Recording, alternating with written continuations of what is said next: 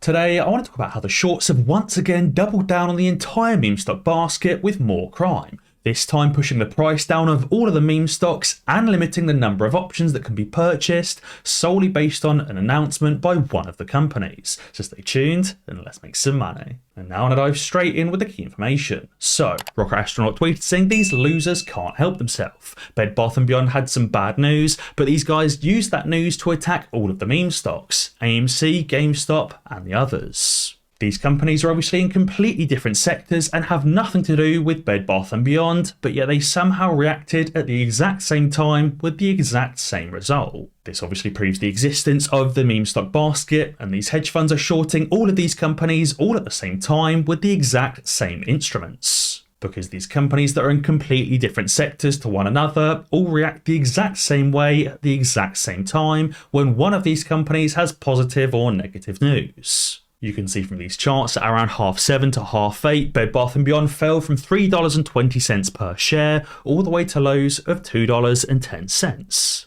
This was obviously on some negative news from Bed Bath & Beyond saying they've had a margin call or had a default notice from JP Morgan and they have to pay back the loans. Now you may say, well, that is a shame for Bed Bath & Beyond, but AMC is a completely different company in a completely different sector with a different CEO and different loans with different banks. But yet, AMC had the exact same reaction. AMC fell from $5.30 down to $5.10, and GameStop also had a similar reaction, falling from $20.18 down to $19.38. I've just realised that you can't really see the price of GameStop, so I'll move it up above the camera there, but you can see that it fell from around 20 and 38 cents all the way down to 19.38. So GameStop dropped practically a whole dollar and AMC dropped around 20 cents as well, surely and purely based on the reaction of Bed Bath & Beyond. We can also see since this announcement from Bed Bath & Beyond, the price of AMC and the price of GameStop hasn't returned to the price that it was before the news on Bed Bath & Beyond, a different company, was announced. But again, these charts for Bed Bath & Beyond, AMC and GameStop all look the exact same, happening at the same time with the exact same announcement and the exact same result. And as Ignatius tweeted, he said this feels more and more like a last-ditch effort by the short sellers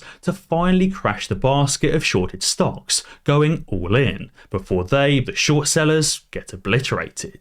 As I said, to me, it seems like it was another opportunity for these short sellers to go all in, doubling down and tripling down once again in all of these stocks, not just in Bed Bath & Beyond, to A, push the price down, and B, increase their short position. We can see here the volume in Bed Bath & Beyond all day has been fairly minuscule, but as soon as this news was announced, the volume skyrocketed. Again, the same can be seen for AMC and for GameStop there as well, but it looks like the GameStop volume is covered. But with AMC, barely any volume, and then all of a sudden, a massive volume influx. This is these hedge funds taking advantage of volatility. When these giant price swings happen, these hedge funds and these market makers turn around and say, hang on, we think we can locate some more shares to short here, so all you guys can go crazy shorting as many shares as you like. They obviously may not be able to locate those shares, but as long as they have the reasonable expectation that they think they can possibly locate some shares, they let the hedge funds do it anyway. And because of this influx of volatility and this influx of volume, they say we'll probably get some shares for you guys to short, so just short away already. And a Morton GME tweeted saying Bed Bath & Beyond's 10Q. They can't pay some debt obligations, but other than that, it's nothing new. And here you can see clearer than ever the basket effect on GameStop. He said no GameStop news and no AMC news, but suddenly big red candles along with Bed Bath & Beyond. And he said, can somebody say coordinated short attack when there's only 1.5 million volume of shares, but there's 3 times the normal move? It's very odd how non-GameStop and non-AMC related news seems to impact our stocks as well. Again, it basically proves that basket theory that both AMC, GameStop and Bed Bath & Beyond and all of the other meme stocks are shorted all at the same time through one individual instrument, likely those total return swaps and bullet swaps. Also guys, if you haven't already, be sure to join me on Moomoo using the link in the description below. You can currently get 15 free stocks, entirely commission-free trading, and free level 2 market data. Moomoo is very easy to use, it's got tons of technical indicators and advanced trading tools, and it's got a very simple UI and easy to use interface. As Mosquito tweeted, he said, every time we're supposed to run, some absolute rubbish happens in the market. All indicators flip bullish, exactly like back in January of 2021. Over the last couple of weeks, we've seen Bed Bath & Beyond running up massively. AMC and GameStop have followed, but at a slightly slower pace. These stocks were set for another run-up, just like we saw in January and June of 2021. And especially with all of the volatility and the negative news in the market at the moment, I don't think these market makers and these hedge funds would have been able to control a run-up in GameStop, AMC and Bed Bath & Beyond all at the same time. I think with all of the negative news happening in the market at the moment, if all three of these stocks did run up at the same time, that we would have seen the short squeeze and the mother of all short squeezes. He said at this point it's no coincidence anymore. They knew exactly what they're doing. This limit up, limit down halt was planned. But Mosquito did say, I still believe that we will see a good run soon. He said it's always starting out of nowhere and magically appears, and then all of these stocks run like crazy. And as I said at the start of the video, Robinhood was also limiting those options. Tenny Barron tweeted saying, did you know that Robinhood is limiting Bed Bath & Beyond option positions to only 1,000 contracts at any one time? This screenshot says, error, quantity. This order could put you over the maximum allowed Bed Bath & Beyond options position. You can only have 1,000 total contracts of Bed Bath & Beyond at any one time. Clearly, Robinhood is worried about the volatility in the market, especially worried with the volatility of Bed Bath & Beyond and likely GameStop and AMC as well. Exactly like they were worried about the volatility back in January 2021 and decided to turn off the buy button. Right now, they technically haven't yet turned off the buy button, just kind of limited the buy button, but I'm sure if Bed Bath & Beyond, GameStop and AMC started to run up, it's likely Robinhood would turn off the buy button again. Now, I think that really does prove not only that there is a basket of meme stocks that has been heavily shorted, but it also proves that Robinhood cannot be trusted. We've obviously speculated for some time that not only are these hedge funds directly shorting companies like AMC, GameStop and Bed Bath & Beyond, and likely illegally shorting them as well with synthetic shares, but it also seems they're shorting all of these stocks not just individually, but together as well through one instrument. If you remember the scene from The Big Short where Michael Burry goes to these banks like Goldman Sachs, Morgan Stanley, Bank of America and the other banks as well and asks them to make him an instrument so he can short the housing market.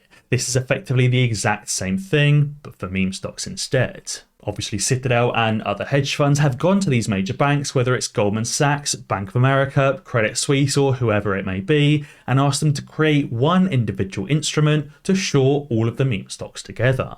I think there's a massive amount of hidden short interest that isn't showing up in these companies directly because they're not being directly shorted through this instrument, they're being indirectly shorted through it. Obviously, there is still legit short interest and there's still illegal short interest directly shorting these companies, but I think there's a massive amount of money out there as well indirectly shorting them. It's likely this basket was put together by one or a number of these banks, and these hedge funds and market makers have been buying a different instrument to indirectly short these stocks as well. And that's why when one of these companies has some positive or negative news, they all react in the same way. And I also think that when any of these stocks squeeze, whether it's GameStop, whether it's Bed Bath & Beyond, or whether it's AMC, all of the meme stocks will squeeze alongside.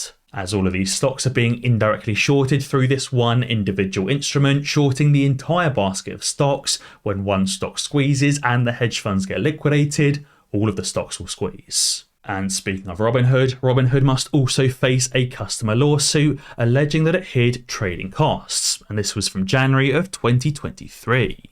It says a US judge on Wednesday said Robinhood Markets must face a lawsuit by customers who accused the online trading platform of fraudulently concealing their actual trading costs while promising commission-free trades. Robinhood was accused of concealing how its business relied heavily on payment for order flow and how payment for order flow is effectively an indirect or even a direct cost. And this part's really interesting here because the California-based company was collecting unusually high fees from outside broker-dealers who processed customer trades. I wonder why Robinhood specifically were collecting unusually high fees in terms of payment for order flow compared to other exchanges and other trader platforms. Maybe it's because Robinhood likely were working directly with Citadel to limit and to turn off the buy button. If this isn't a call to get out of Robinhood and join a different trading platform like Moomoo, then I don't know what is. And speaking of all of that volatility, Blackstone now faces $5 billion of withdrawal requests from more property funds. They're already contending with investors wanting to pull cash from their largest property investment fund,